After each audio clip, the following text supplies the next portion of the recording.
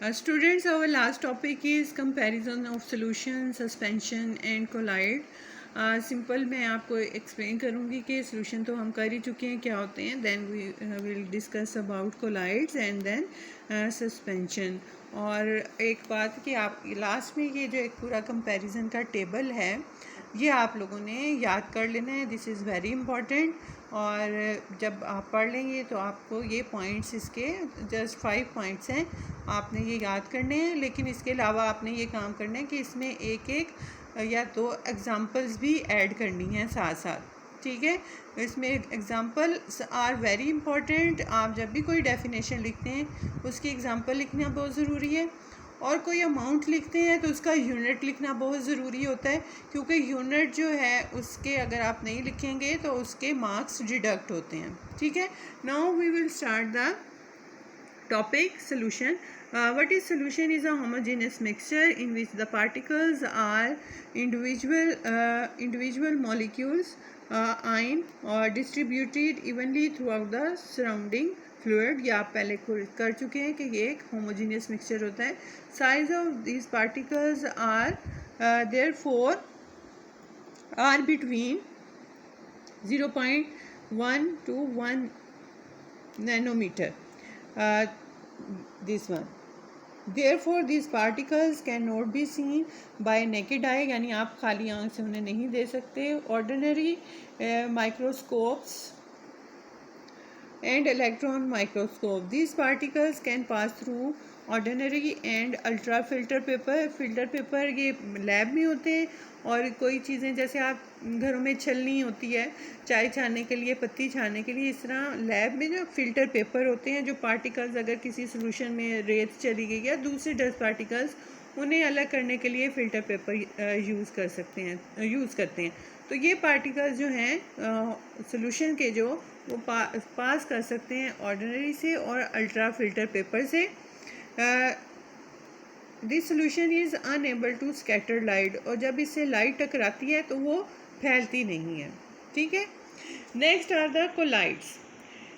अब क्या होता है सर्दियों में, यू ऑफन ऑब्जर्व फोग. आप फोग देखते हैं, धुंध देखते हैं. Fog consist of finally divided droplets of water. इसमें क्या होता है, पानी के कतरे होते हैं सस्पेंडेड इन एयर, जो हवा में मोलक होते हैं. ठीक है, fog scattered light from the headlights of an automobile. और जब गाड़ियों की रोशनी जो है इनसे टकराती है तो फॉग जो है उस लाइट को फैला देती है, फैल जाती है. ये आपकी कॉमन ऑब्जर्वेशन भी होगी अगर आप कभी गाड़ी में ऐसे मौसम में बाहर निकलें जब बाहर फॉग हो, तो आपको ये एक्सपीरियंस होता है.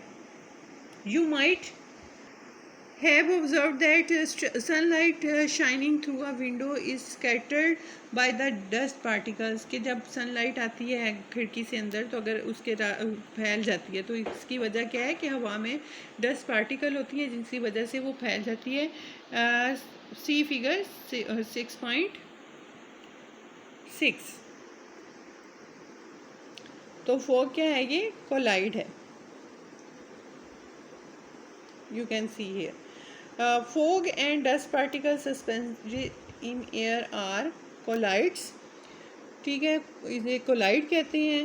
और colloids are differ from solution in scattering light.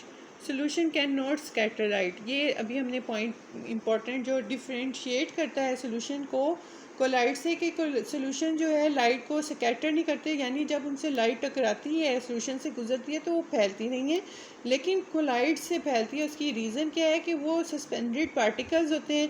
Fog में वाटर होता है और आम हवा में जो है डस्ट पार्टिकल्स होते हैं. जब लाइट उससे टकराती है तो वो फैल जाती है. So a heterogeneous mixture of tiny particles of a substance dispersed through a medium is called a colloid. Apparently a colloid looks homogeneous like solution. वैसे देखने में ऐसा ही लगता है जैसे वो solution है. In a colloid dispersed phase is like solute in solution and dispersion medium is like solvent in the solution. ये फिज़िक्स की टर्म्स हैं. तो कोलाइड्स आर जनरली ओपैक. मतलब ओपेक क्या होते हैं, बट सम आर ट्रांसपेरेंट, जिनमें ओपेक जिनमें से गुजर नहीं सकती, लेकिन कुछ जो हैं ट्रांसपेरेंट होते हैं as well. The size of colloidal particle varies from 1 to 10 cube nanometer. These particles can only be seen under electron microscope. Colloids can scatter light. Milk, butter, cheese, jam, jellies, halwa, mayonnaise are all the examples of colloid. uh, but collides in grade 11. Now the suspensions. Mix a small quantity of sand in glass water. क्या होगा अगर आप रेत को थोड़ा सा mix करेंगे तो थोड़ी देर तो मिक्स रहेगी, लेकिन फिर उसके बाद वो बॉटम में सेटल डाउन हो जाएगी. You will observe sand particles remain suspended at first then gradually settle to the bottom. यही बात जो मैंने अभी आपको बताई है, आहिस्ता आहिस्ता रेत के ज़रात बैठना शुरू हो जाएंगे. सच a heterogeneous mixture containing particles large enough to be seen with a naked eye and clearly distinct from the surrounding fluid is called a suspension. यानी ऐसा सोल्यूशन जिसमें हेट्रोजीनियस सोल्यूशन है, जिसमें पार्टिकल्स इतने बड़े हैं, एक तो आप उसे आप अपनी आंखों से देख सकते हैं, उसके लिए इलेक्ट्रॉन माइक्रोस्कोप या माइक्रोस्कोप की ज़रूरत नहीं है, और वो आप डिफ्रेंशिएट कर सकें पार्टिकल्स को, ऐसे को सस्पेंशन कहते हैं. Particles of substantial are bigger then 10 cube nanometer and cannot pass through ordinary filter paper. Filter paper से गुजर नहीं सकते because of their large size, क्योंकि इनका साइज बहुत बड़ा होता है. they can scatter like colloids. ये भी colloids की तरह जो है लाइट को स्कैटर करते हैं, फैला देते हैं. Table 6.2 show the comparison of solution suspension and colloids. ये आपका पूरा टेबल जो मैंने आपको पहले भी कहा है, ठीक है. और ये आप फिगर भी देख लें कि scattering of light by colloids and suspensions, ये सोल्यूशन है. सोल्यूशन में से लाइट आराम से पास हो गई है, कोलाइड्स में देखें कि वो कैसे फैल गई है, और सस्पेंशन में उससे ज़्यादा वो स्कैटर्ड हो गई है. और जो हम अक्सर बच्चों के लिए घरों में मेडिसिन लाते हैं, उसमें पाउडर फॉर्म में होता है, उसकी वो सस्पेंशन बनानी होती है. यही उसकी एक साइंस टिडबिट्स में बताया गया है कि many medicine bottles contain an insoluble solid in water. This bottle has to be shaken before use to produce a suspension so that the solid is spread evenly throughout the bottle and the patient takes the correct amount of medicine. That's all for today, and here we finished our chapter. Now in next lecture we will continue the exercise. Students अपनी notebooks और books के काम जो है वो complete कर लें. 20th से आपकी नोटबुक की जो है चेकिंग स्टार्ट हो जाएगी. इसे अपना रिटन वर्क आप कंप्लीट कर लें. रिटन वर्क में आपको मैं पहले बता चुकी हूँ, जो शॉर्ट क्वेश्चन आंसर्स हैं वो करने हैं आपने. आप न्यूमेरिकल्स करेंगे, और वो क्वेश्चन जिनको मैं आपको लिख के सेंड करती हूँ, समझिए आपने वही अपना रिटन वर्क करना है.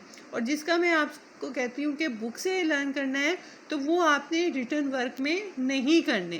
Keep it in your minds कि आपने रिटन वर्क में शॉर्ट क्वेश्चन आंसर्स करने हैं, न्यूमेरिकल्स करने हैं, और इसके अलावा जो मैं आपको रिटन फॉर्म में सेंड करती हूँ पिक्चर्स के थ्रू, वही समझिए आपने लिखना भी होता है नोटबुक्स पे. जो नहीं होता, जिसका आंसर होता है फ्रॉम द बुक, तो जस्ट आपने उसको बुक पे ही रहने देना है. So complete your work. अल्लाह हाफिज़.